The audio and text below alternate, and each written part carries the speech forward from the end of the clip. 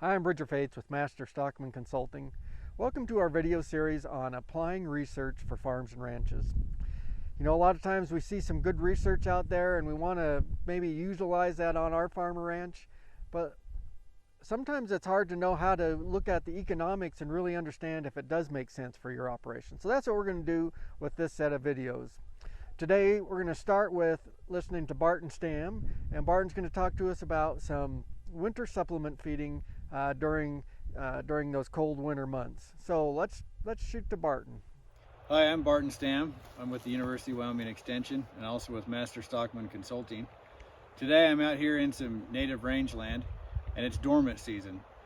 A lot of the work I do is with grazing management on rangelands just like this, and for much of the year, especially during the growing season, we're really worried about managing for sustainable plants, forages. Sustainable grazing is really our focus. But at this time of year where our plants are dormant, we also have to shift our focus really to animal performance.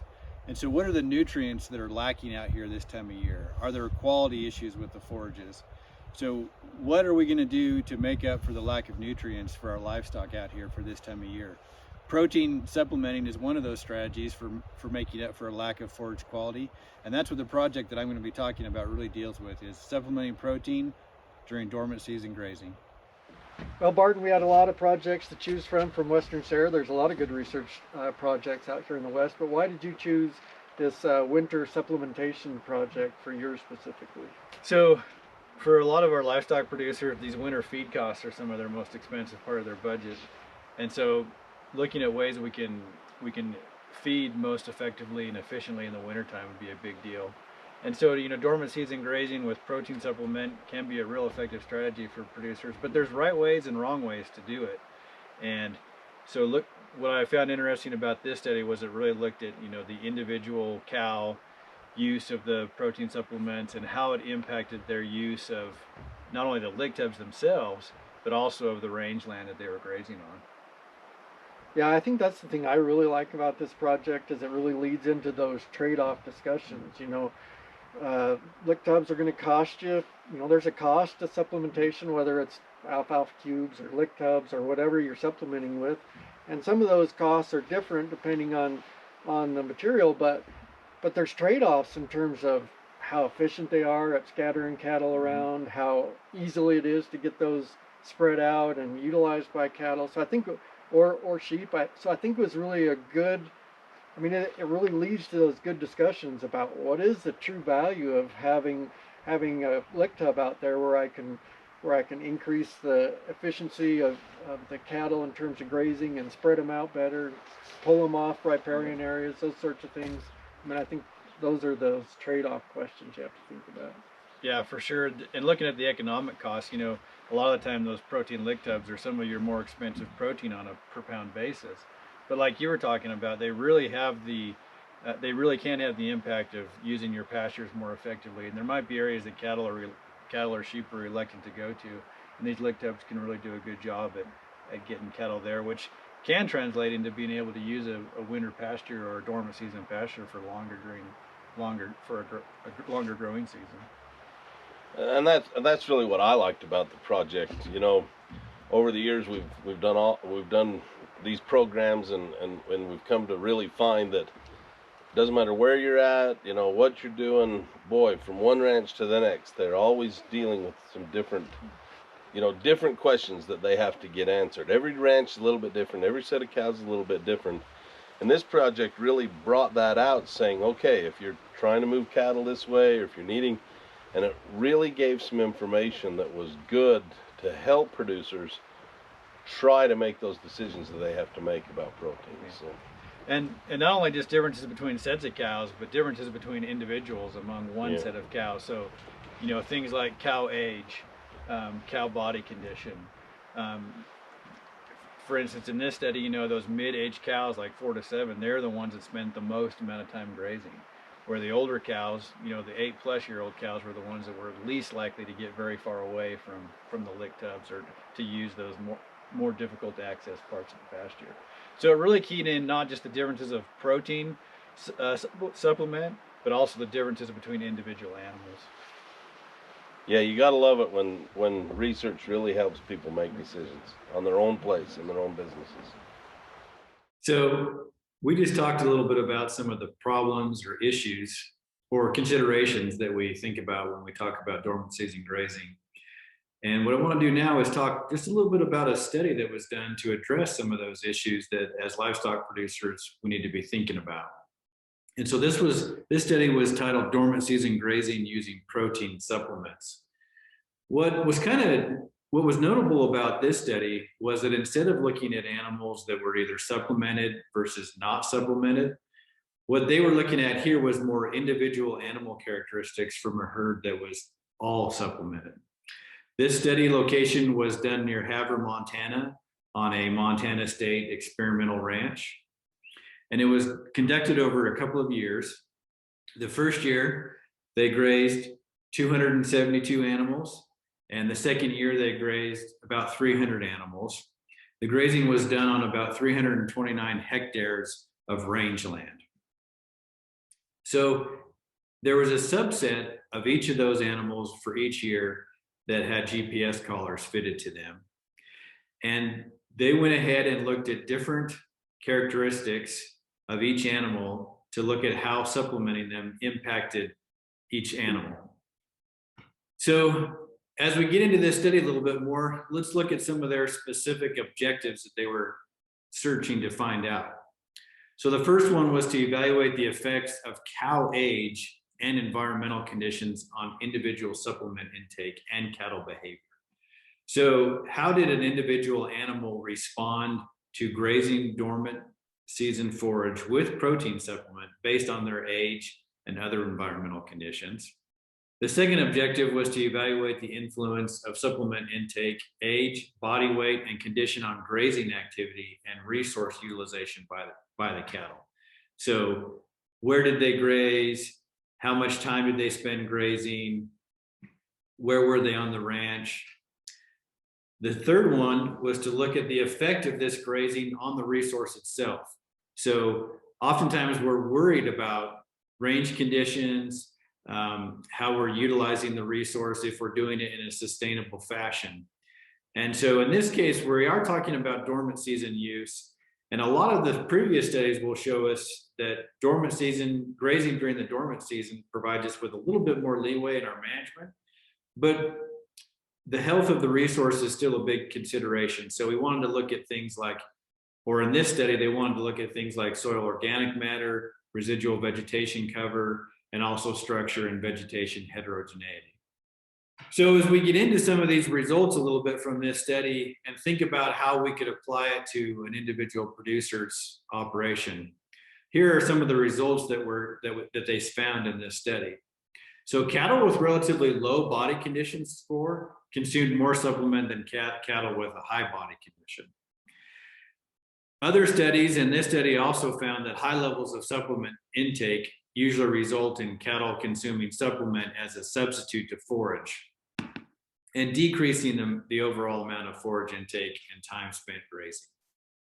Some more specific results from this study were that experienced cattle were much more likely to use areas that were farther from water and higher in elevation. So that makes a little bit of sense because normally cattle are a little bit more reluctant to get very far from water or use terrain that's termed rugged. But of course, when we have experienced cattle or cattle that have been there before, they might be more aware of higher forage quality or other areas that are more preferable to graze, even if they are farther away from water or in rugged terrain. So then one of the other interesting results was that the older cattle are likely to graze closer to those supplement locations. And this might be due to structural soundness. In this study, they termed older cattle as being 8+ years old. And so they might be getting to the age where they're just unwilling or maybe even unable to travel to those real rugged locations. So when we're looking at animal intake, time spent grazing is an important factor for us to look at.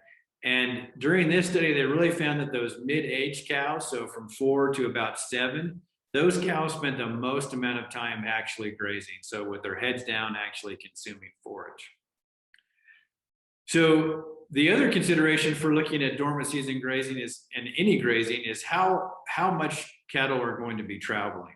So if they're traveling farther, they might be able to use the resource better, have better distribution, but it's also going to increase, of course, their energy requirements. And in this study, they found that travel increased with increased supplement intake until those animals were consuming about 2 kilograms of supplement per day. The supplement in this case was a 30% protein block that was used. So once the animals reached that 2 kilograms per day, there was sort of a threshold where if they consumed more than 2 kilograms per day, it still didn't increase their travel. So then we get to actually the effects of the grazing with the supplement on the resource itself. And so this is important on private lands. It's important. It's especially important on public lands grazing. There might be standards that you're required to keep in consultation with your range con. And there was a little bit of ambiguity here in the results here, because in this study, remember, they did it over 2 years. And one of the things that they thought might have had a pretty big impact was periods of prolonged snow cover. And there were some differences in that between the 2 years of the study. But what they actually found was that the grazing intensity really had very little effect on the vegetation conditions and spatial variability. So while we reduced the forage cover for that year, in years after that, there wasn't a huge impact on the soil cover, on the soil organic matter that happened post grazing. It is important to remember, though, that snow cover really can limit the forage availability. So with heavy snow cover, you're going to have plant species that may not be so available to be grazed because of their short stature. There might be areas that are off limits to cattle to graze because of the deepness of the snow and the difficulty in reaching those areas. Now, conversely, if you have those open winters, like actually what we have in this photo here from a dormant season grazing operation in the month of February that was not included in this study, it's obvious that a cow can actually travel just about anywhere she wants to in this one. So you are going to have quite a bit of variability based on the snow cover. But snow cover definitely can have impacts on the overall effects of grazing on grazing on the forage resource. I think one of the real takeaways from this study was that amongst individual cattle, there is a high variability in how they respond to protein supplementation during dormant season grazing. I think the takeaway here is that while we absolutely can influence grazing behavior with protein supplement during dormant season grazing, is that there are a lot of individual animal impacts, and factors like cow age, body weight, body condition score, age, and their experience with the environment also are very strong drivers in their grazing behavior and resource use. So looking ahead to our own operations, how are we going to manage our cattle on these dormant season grazing environments with protein supplement? We can obviously do some pretty cool things with the protein supplements, but just putting a protein supplement out there is not going to be the end all answer to what we're trying to do. We really need to be looking at those individual characteristics. Well, Barton did a great job of outlining this project. He talked about some of the pros and cons and some of the things that you might need to think about if you're looking at doing some lick tubs on your operation. So we thought it'd be good to do an economic analysis to look at a lick tub on your operation. And again, we thought a partial budget might be the best tool to use for this analysis. So again, like in some of the other videos, we ask ourselves 4 questions when we do a partial budget. We ask, what additional costs might I incur from a project like this? What income might be reduced or eliminated from a project like this? What additional income might I receive from a project like this? And what costs could be reduced or eliminated from a project like this? So we wanted to use this partial budget tool to look at the advantages of using a lick tub over other supplements. So in this analysis, we assume we're going to use supplement, and we are just substituting lick tubs in this example.